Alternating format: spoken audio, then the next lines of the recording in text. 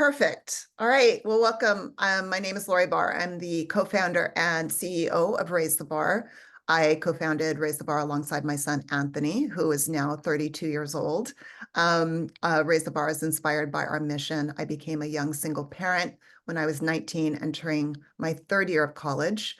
And so through those experiences of just navigating, higher education and kind of society as a whole, navigating the stereotypes and the barriers, in my effort to achieve a college degree, which I knew was the vehicle towards economic mobility. Currently the work that we do in the state of California and in Minnesota is centered on the voices and experiences of our students and their children now. We have 2 spots on our board of directors secured for our alumni scholars. And about 60% of our board of directors have lived experience, either being raised in a single parent household or who are single parents themselves while navigating higher education. And so their experiences really do shape and inform the work that we do. One of the areas that we are investing our energy in is supporting basic needs across both regions in the state of California and in Minnesota. And we hope to share more with you today about what some of the solutions are to creating access to basic needs, in particular, affordable housing, which we know is a major issue. And I'll pass it over to my colleague and partner, Scott Puffer. Yeah, thanks, Lori. Hello, everyone. My name is Scott Puffer. I work with Brinshore Development. We are a national developer of affordable housing. Most pertinent to this conversation, I've been working with numerous nonprofits in various locations across the country with similar missions to Lori's, and under a housing model that pairs some of the affordable housing funding in order to create affordable housing for student parents. And we'll walk through some of those examples later in the presentation. Thank you. Thanks, Scott. As questions come up through the presentation, please enter them in the chat, and we will respond to as many of those, hopefully all of them, during the Q&A portion of the webinar. So if you just want to enter in the chat, and we'll just all kind of go through them. And if we have an opportunity, to be a little bit more intimate, where you can introduce yourself, where you're from, the school you represent, that'll just help us get a sense of who's on the call and from what region of the state, and we can just have a conversation that way.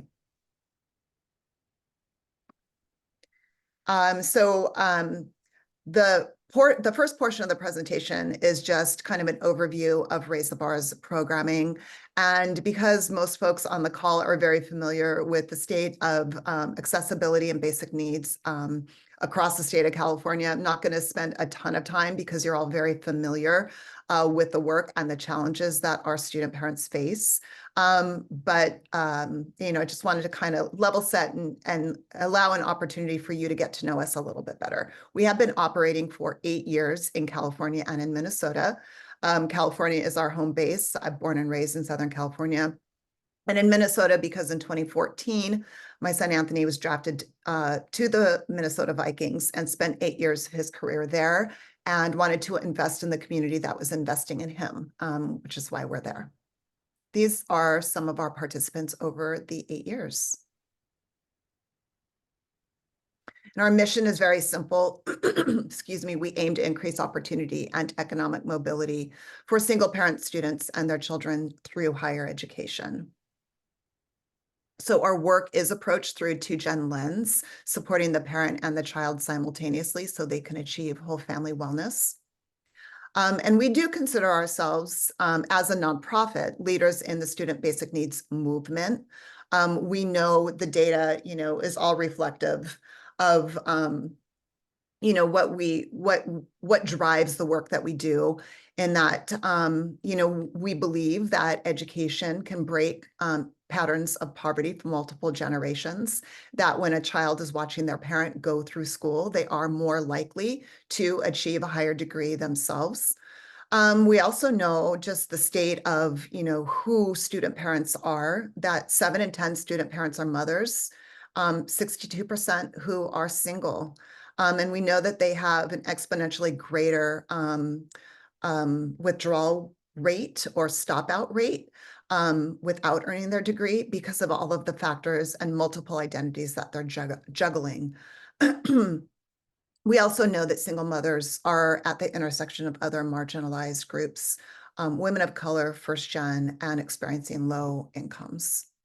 One of the major issues that we are aware of is that trying to balance being a parent and being a student is very challenging, especially around their housing stability. And that has only gotten worse after the COVID-19 pandemic. The goal that we have with Raise the Bar is to create, Raise the Bar and Brinshore is to create a model for the Cal States, the UCs, and the community college system to provide a 2-gen program that supports single parent students and their children with stable and secure housing through degree attainment and to their career that offers a family sustaining wage.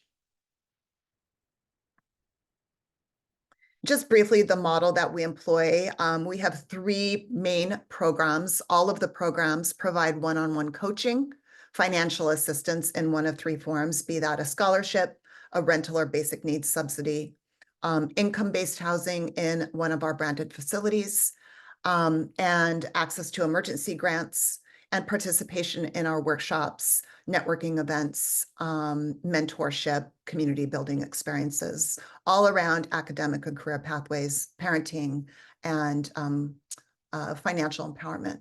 And those 3 programs are a scholarship cohort, a stable housing cohort, and our branded facility, the Huddle, which will be cutting the ribbon on in the fall in West Sacramento.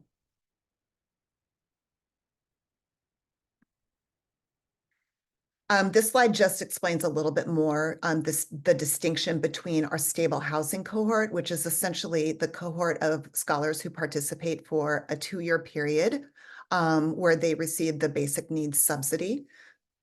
Excuse me.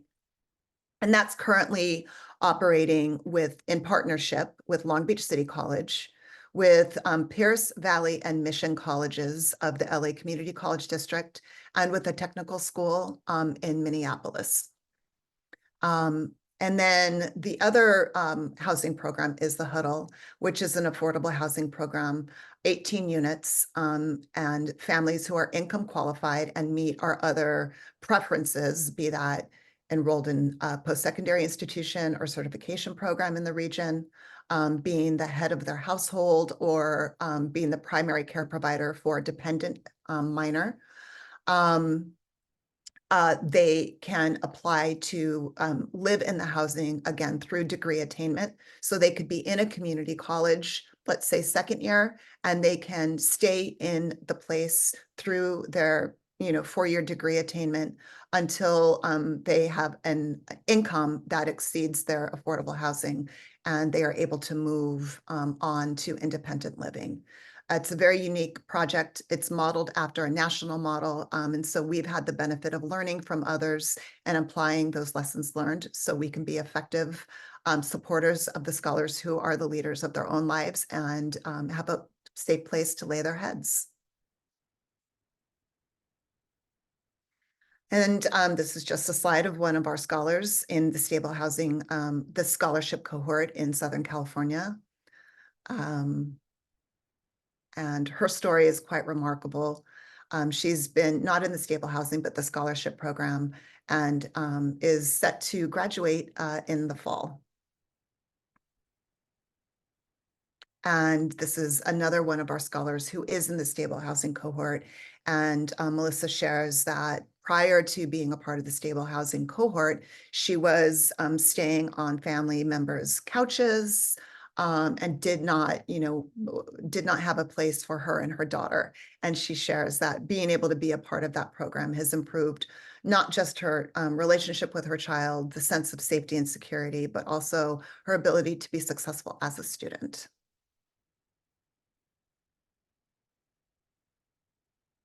Some of our outcomes from some of our investments, I just would like to highlight that of the 67 scholars in the 2023 cohort, we had 5 graduate, 59 remained enrolled or remained enrolled in their school, transferred and to a 4-year institution, and 3 withdrew. And when we do have scholars withdraw for whatever those reasons are, we make every attempt to stay engaged with them and bring them back into the post-secondary experience when they are ready.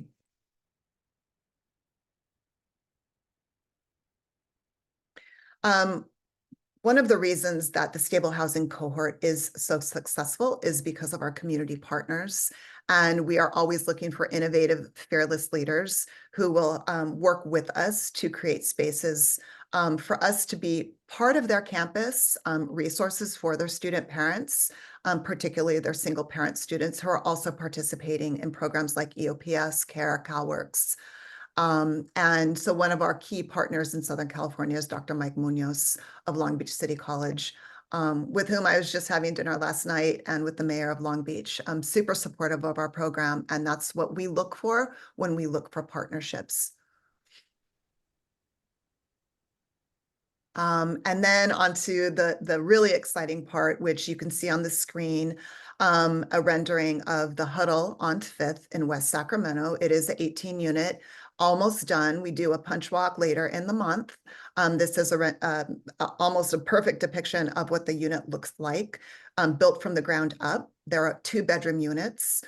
And each unit comes with appliances, and the participants who join the units, we conduct recruitment and outreach in the local community with the local institutions of higher learning and certification programs, and then do kind of a vetting process of qualification, and then work with the local housing authority and with our property management company to ensure that folks are ready to take occupancy and can start their living with their families in this safe, beautiful, brand new space.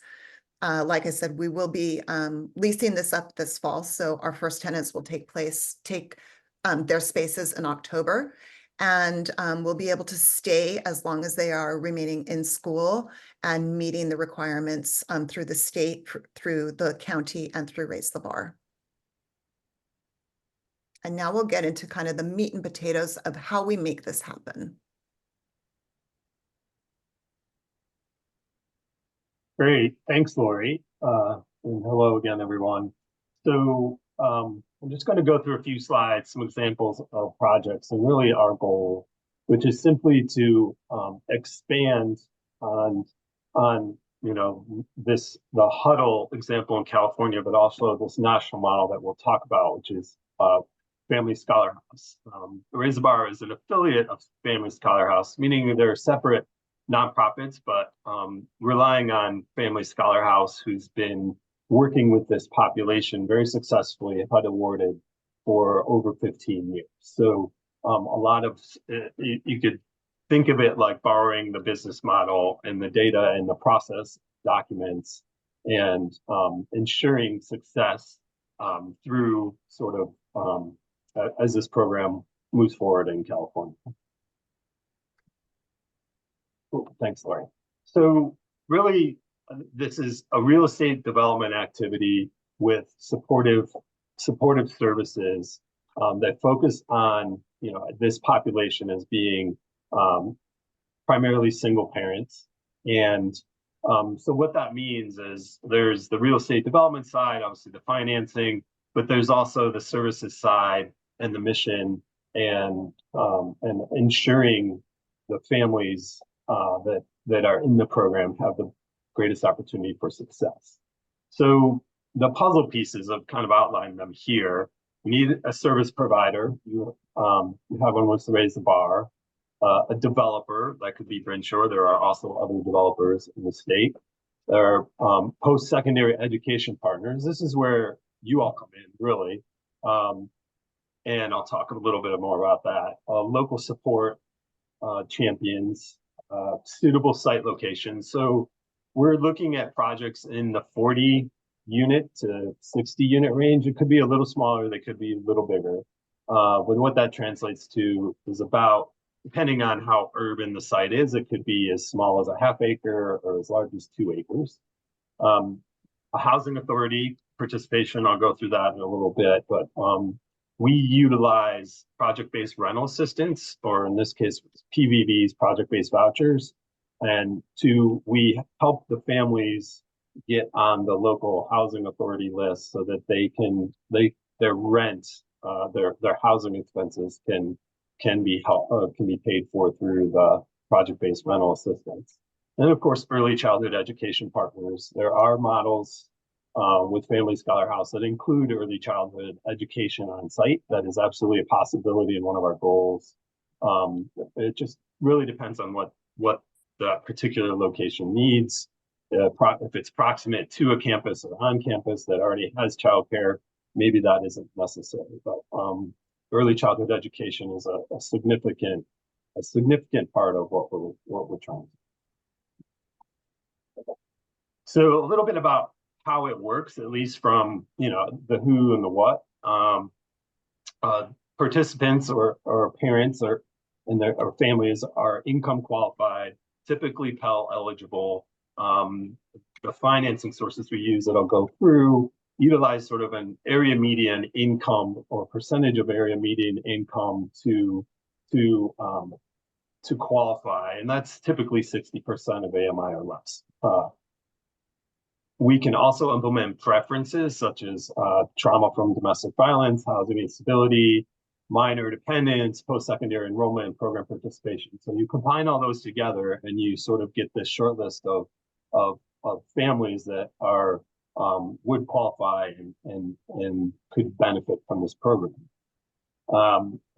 Lori's program, along with Family Scholar House, by the way, based in Louisville, we'll look at a couple examples.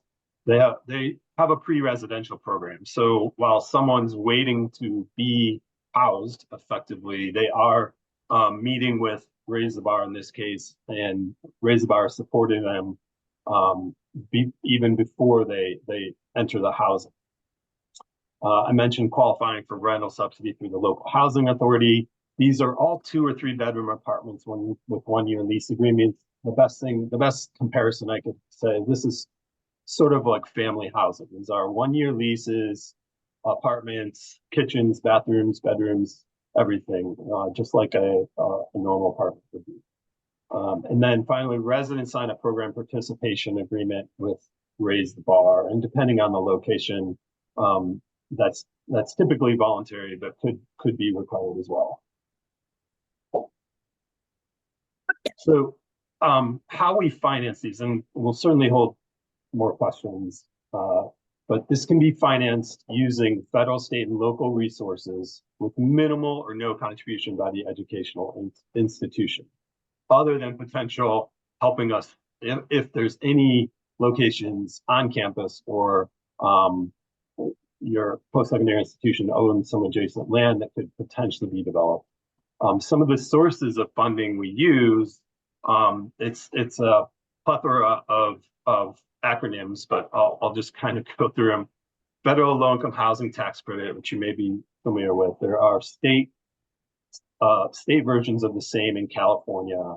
There are federal grants and loans, state grants and loans, local grants and loans. And I mentioned the project-based rental assistance or project-based vouchers from the Housing Authority. We also have found great success with foundation grants and loans from educational foundations, particular healthcare foundations. Globally, this model with Family Scholar House's data that's been doing this for 15 years, almost 2/3 of the families that they serve will seek some sort of degree in healthcare field. So it's also a healthcare economic development engine. And I did want to note when you're going through all these sources that aren't monies by the institution itself, we do require educational choice, meaning we can't limit the population to only a single educational institution. There are ways, however, to target market and the location itself is a primary dictator of the institution where these families attend.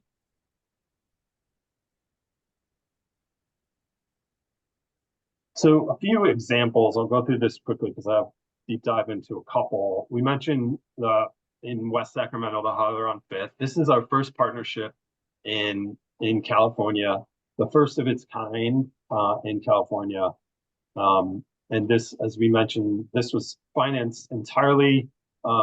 We financed this using all the sort of that stack that I just discussed. And Lori's created partnerships with some of the local post-secondary educational institutions in town. Well, this one's 18 units. We anticipate project sizing again in the 40 to 60 unit range.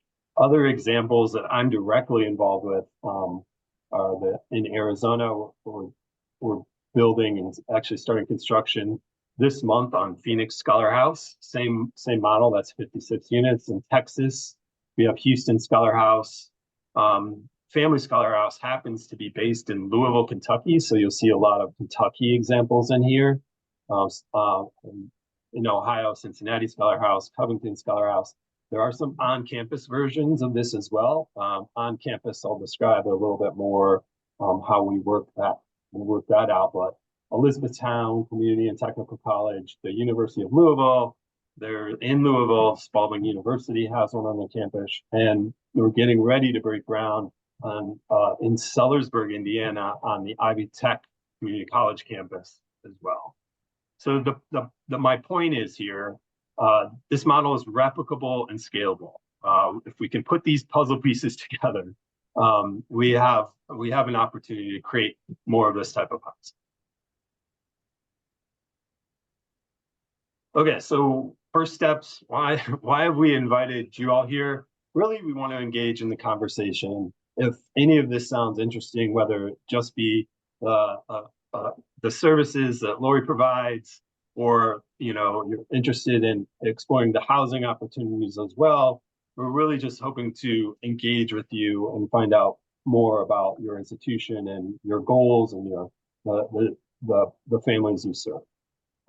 So one very helpful thing is to help identify land on or near campus that could be used for housing. Again, in an on-campus model, well, let me pause there for a second. Really, the main thing we need is a stakeholder at the table helping to champion this population with local political stakeholders, community stakeholders. This process of funding is sort of like a domino. You go get the first piece of money, then that gets you the next piece of money, and that's how these things get financed. And it does take a while.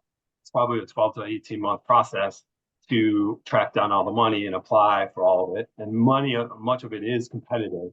But we found this program as we've been able to fund it in California and believe there's opportunity for more.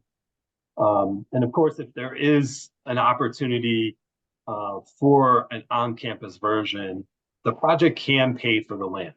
The project can also ground lease the land.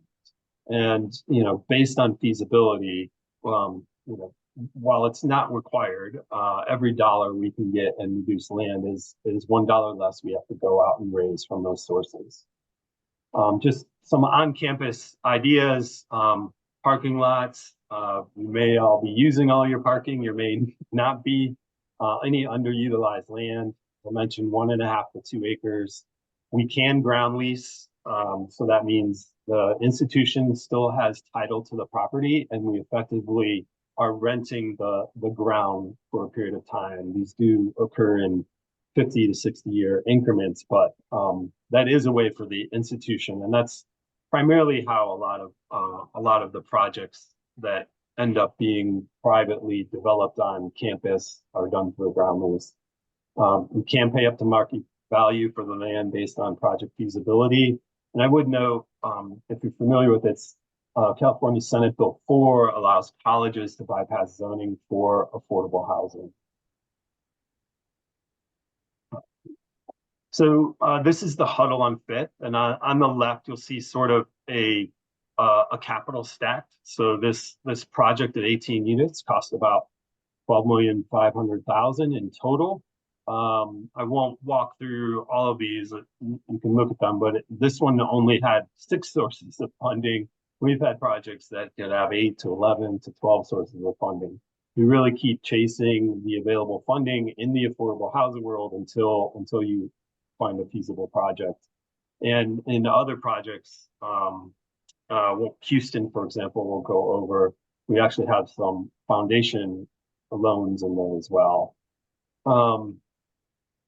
We do have a close relationship with the Yolo County Housing Authority that awarded this project 17 project-based vouchers. If you're not familiar with what that means, it basically means regardless of income, the rent will be paid through the voucher. So regardless of income, that family only pays 30% of their income on housing. And so that allows for more of a full-time model for the post-secondary program. Okay, let's go to the next one. Thank you.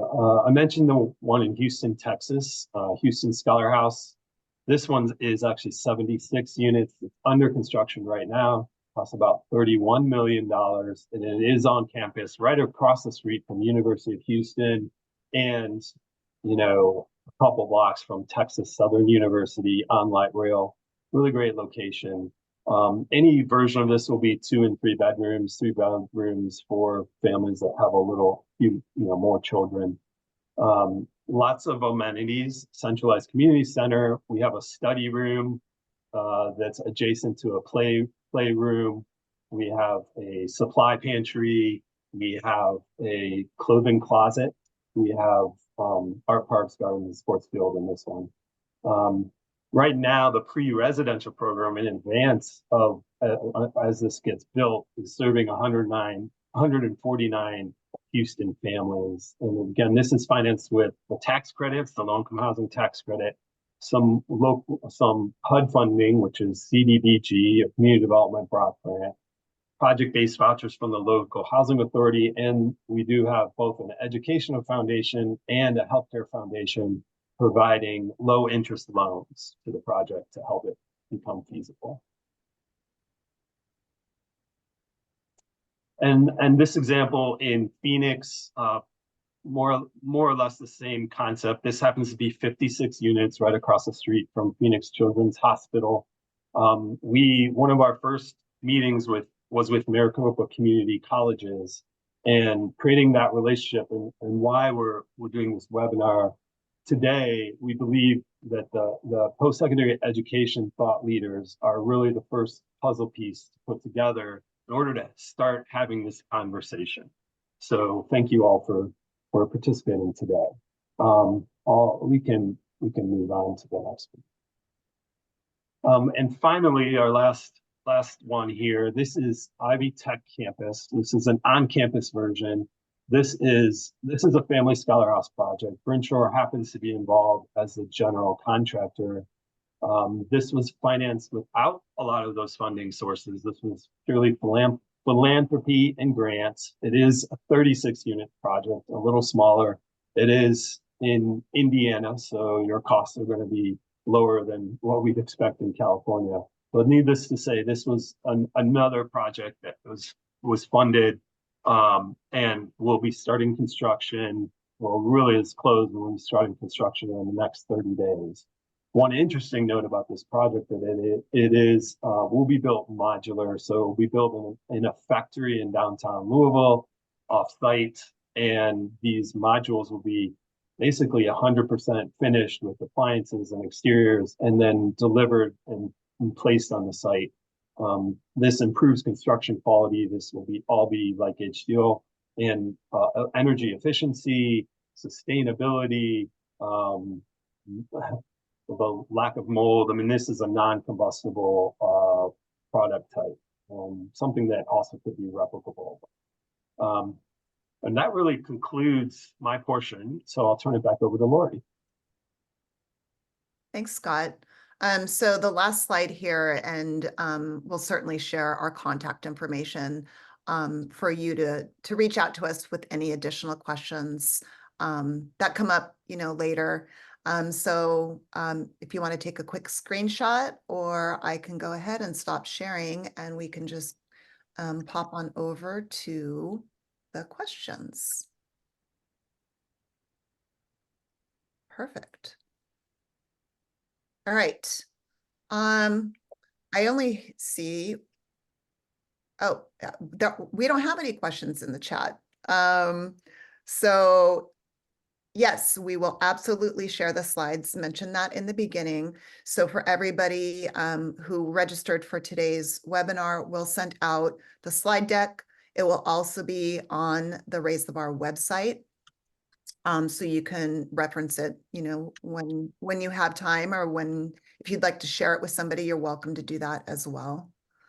But we finished the slide presentation just on time, so we do have plenty of time for any questions that have come up as you watch the presentation.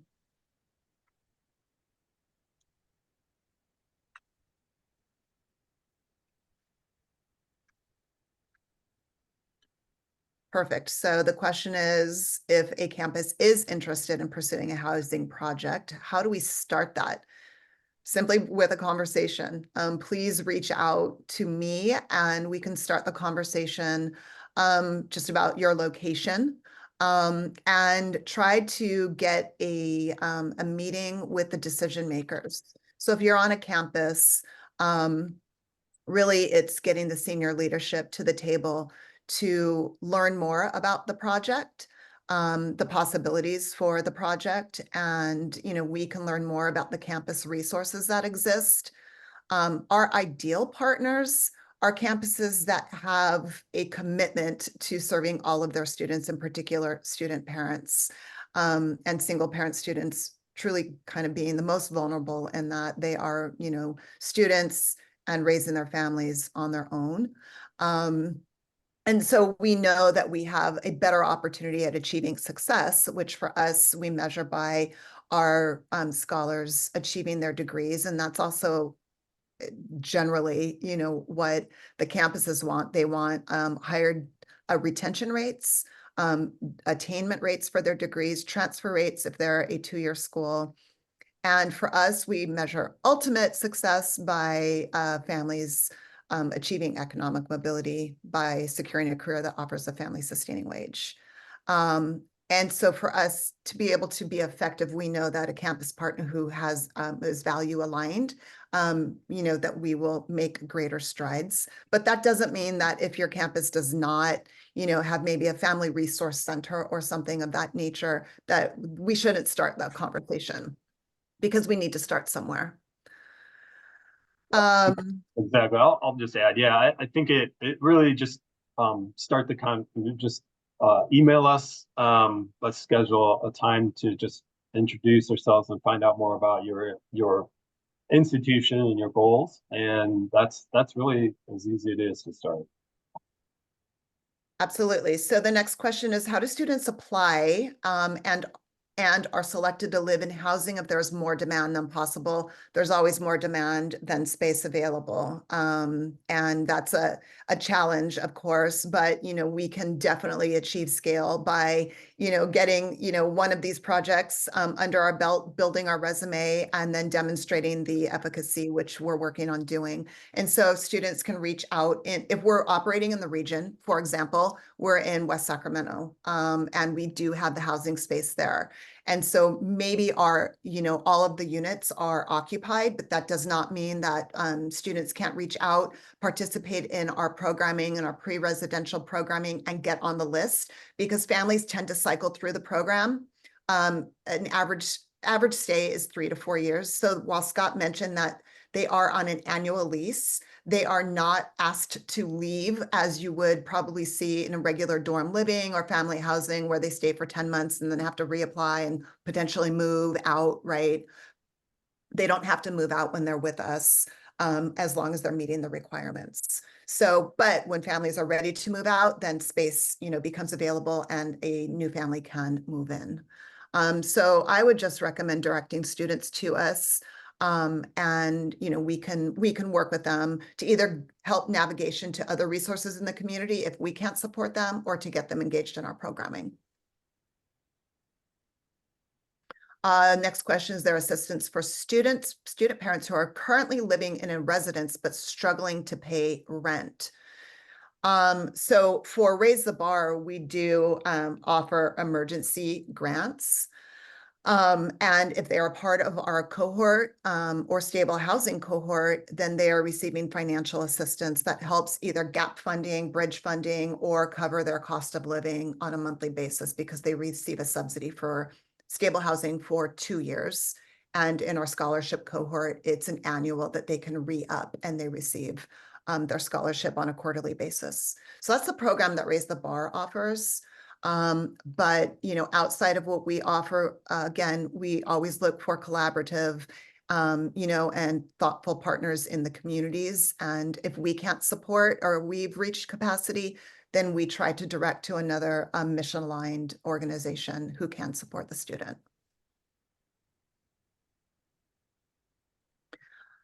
How would you advise staff to share with leadership at our institutions? Who should be involved? Scott, you want to take that? Yeah, I mean, I think the first, I would advise, if you're on this call, there's something about this topic that has moved you to be here. So I would suggest, let's strategize on that. Give us a call. Let's schedule some time to work together. We've got a myriad of materials. It really depends on, how the process for your, flowing things to your leadership. And, for example, in Long Beach, we formed a relationship with the mayor. Lori has a relationship with Dr. Munoz, and we have a relationship with the congressman. It's those kind of relationships that help sort of get the word out. So I immediately, the first step is to let's have a conversation. Second step is then we'll help you get the word out that there are programs like this exist. I don't, it's highly likely that none of you before this knew that this program existed. Lori's organization existed, but just getting the word out that it exists, and we understand, weaving through the bureaucracy, for lack of a better word, of higher education. It takes time, but we're very, very engaged in this mission, and we're willing to walk through that path with you. Yeah, absolutely. I would just piggyback on that. I haven't met an institutional leader who doesn't love the idea, but I have met a lot who say, no, we can't do it. And so it's those who are willing to take, a second look and listen to the mechanisms that we employ to bring this to fruition, where we find success. So, it's just getting, those decision makers to the table to present to them the concept. And I would just share with everybody here that we are working with the California Commission on Community Colleges.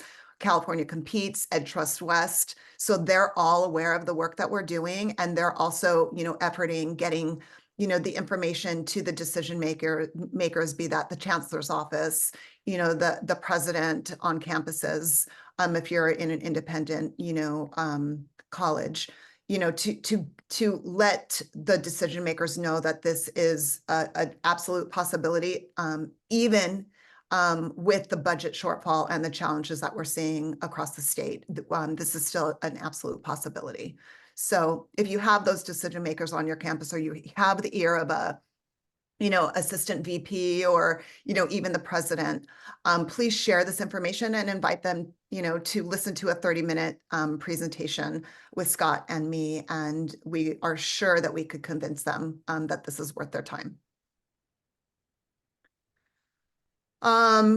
At UC Davis. Oh, Marissa, hi.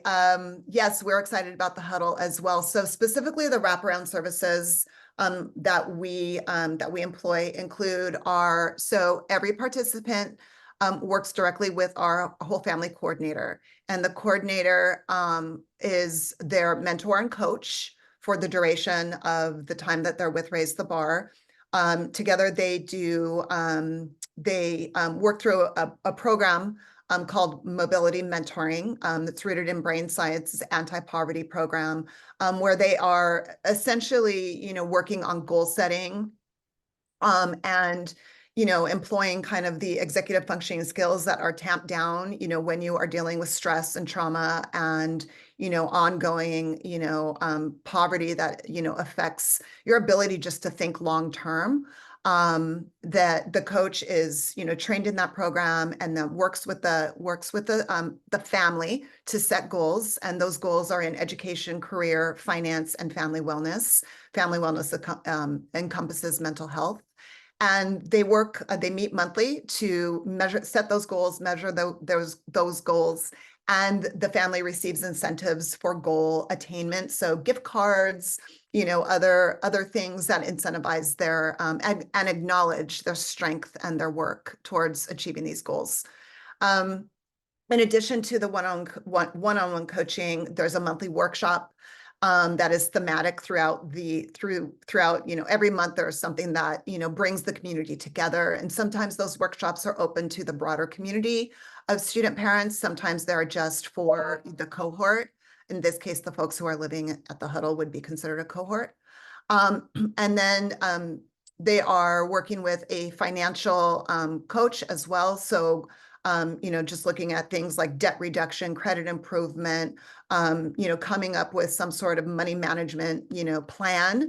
And what we've seen to be super effective in working with those coaches is all of those things: debt reduction, improved credit scores, savings for the first time, in their adult experience.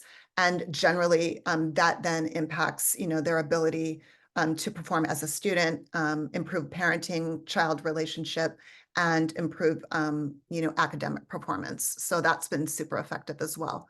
And then we host special events, networking experiences to, to get connected to folks in certain industries or, career fields. And then we just try to be really good partners with the institutions of higher learning and just fill gaps, where there's, they exist on campuses. And so, that takes kind of the form of whatever the campus, may need. In Southern California, we work really closely at Long Beach, we work really closely with CalWORK's Basic Needs and the care offices on the campus at Long Beach City College. And we anticipate that as time goes in West Sacramento with our partner schools, Sac State, ARC, Los Rios Community College, UC Davis, that we'll be, developing and strengthening those relationships as well. I might have left something out of what the programming is, but that's generally what we're doing. Oh, as well as our emergency grants. So any single parent student does not need to be part of our cohort or living in the huddle. They can apply for an emergency grant of up to $1,000 during a 12-month period. So we have that as well, and that's paired with navigation and support. Sorry, I'm going to take a question here. Does the land have to be on campus? Can it be nearby? Absolutely. All of the above. Can be on campus, can be off campus. Phoenix, Houston, and West Sacramento are all off campus. On campus, frankly, is the holy grail. We know it won't be possible everywhere, and we're certainly, the biggest help that our friends on this call can be is to be a champion of voice and to help us travel this path with you, or we will help travel the path with you. But yes, it absolutely can be off campus. So that's, yeah, absolutely. Lloyd, could you take the next one? You advise us to connect with key contacts at other campuses. Advise us to connect with key contacts at other campuses to see what their process is like. Absolutely. Please do. Feel free to reach out to, I can share references and names there at Long Beach City College with the LA Community College District on what their experience has been like. And, feel free to, to reach out and just ask away. We certainly do encourage that. And I'm happy to share those with you, or you can go on our website and see who our partners are. ask around and do your due diligence for sure. I do see that Heather has a question about the PBVs. Heather, do you want to come off mute and you can ask that and Scott can address it? Yeah, so I'm now working for the California Coalition of Welfare Rights Organizations, but previously I had been a student at UC Santa Cruz and pretty involved in, what their housing situation was going to be going forward. So they have broken ground on our family student housing, but they've scaled back 20 units on our family student housing that's going to be rebuilt basically. Um, I have tried to go to the local HUD to say, hey, maybe we could still put those 20 in if we make them project-based vouchers. Like, is there any way to get project-based vouchers? Because I'm kind of scared that the same thing will happen as it's been happening kind of with Davis, where, maybe the family whose student housing is in an affordable range, but it's not affordable still to students to some extent. So really that PVV is really the gold standard for making sure that they can afford it, whatever their, financial range is. But the pushback that I'm getting from my local HUD is that they can't use student parents. They can only have, veterans, former foster youth, blah, blah, blah, blah. So I don't know if I need to connect them with the CalWorks in that way to get them to attach it to the BBB, or if there's some other mechanism. I know that Portland had used the move to work flexibilities to, and you have to be a work county to make that happen.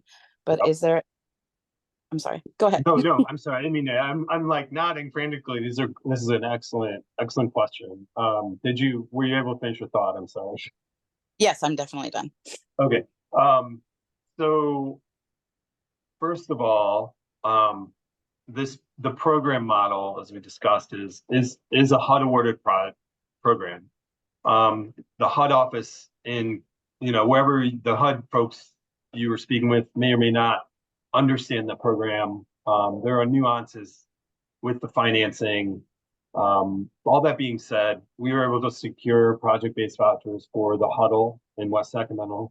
That conversation was born out of a lot of relationship building and work with the Yolo County Housing Authority. So your local housing authority would be my first stop in your example to discuss. And as you correctly mentioned, moving to work does give that housing authority a little more flexibility. Yolo County is not a moving to work housing authority, so we're able to do it without being a moving to work housing authority. We also, Houston, while they're becoming a moving to work housing authority, when we received the vouchers, they weren't a moving to work housing authority. So we've had success in securing vouchers from the local housing authorities, being it the city or the county, depending on what jurisdiction you're in. So I'll be happy to sort of engage with you and have a conversation about, about how, try how we might, how you might want to message that. There are some, when it comes to the HUD rules, having a dependent and being a single parent, having a dependent, also having the preferences sort of I spoke to earlier, having faced trauma from domestic violence, being at risk of homelessness, those, and participating in a program, those are all preferences we utilize in our tenant selection plans to ensure that we're serving the population that we want to serve. And Heather, feel free, you did say you'll reach out, but feel free to reach out to Scott if you want to, take the conversation a little bit further. He certainly is a wealth of knowledge and well-versed in this. So I think, if you'd like to reach out, feel free to do that. There was another question in here about students. Are they able to stay in our space through master's degree? They can. We do abide by fair housing laws, and we technically cannot ask a resident to leave if, once they achieve their undergraduate degree. And as a matter of fact, with the Huddle on 5th in West Sacramento, students who are in graduate school can apply to be tenants in the program. So, the idea is that it is sort of like, think of it as like family housing without having to leave. And we will, it's paired with all of the supportive services, and that you will it will become, something that you have aspirations to move out because you want to have something, different for you and for your dependents. And so it's just kind of, part of our coaching and part of like the process of like, planning for the future, right? But the huddle on 5th will certainly have space for graduate students. And once a BA is earned, we are not asking them to leave. But there will come a time when they will want to, as we all kind of have that inside of us of like thinking of what else we want for ourselves and our families. Some programs are different. Some do have, the requirements of just being for undergraduate students. But for us in the state of California, we would expect that, the projects would include graduate students.